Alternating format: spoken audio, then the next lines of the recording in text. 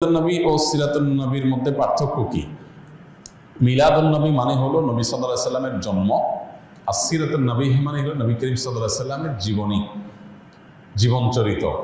তো সিরাতুন নবীর মধ্যে নবী সাল্লাল্লাহু আলাইহি সাল্লামের জন্ম, মৃত্যু, শৈশব, বেড়ে ওঠা, আল্লাহর আদেশে নিজের জীবনের সব বিষয়গুলো এর মধ্যে আছে। সিরাতুন নবী মানে জীবন, জীবন ইতিহাসের মধ্যে সবই আছে। আর মিলাদুন নবী হলো সিরাতের অর্থাৎ নবী সাল্লাল্লাহু আলাইহি সাল্লামের পুরো জীবনের একটা অংশ।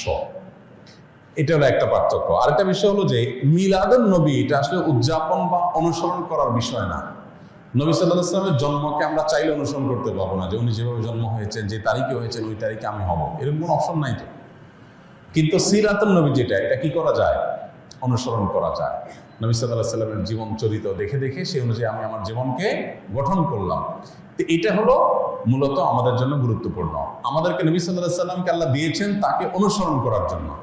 তাকে অনুসরণ করার নামগন্ধ নাই, কিন্তু তার মহব্বতের দাবি করে আমি যাচ্ছে তা করে বেড়ালাম, তো এটা আসলে ইসলাম হতে পারে না। অতএব আমাদেরকে নবী করিম সাল্লাল্লাহু আলাইহি ওয়াসাল্লাম অনুসরণ করার চেষ্টা করতে হবে।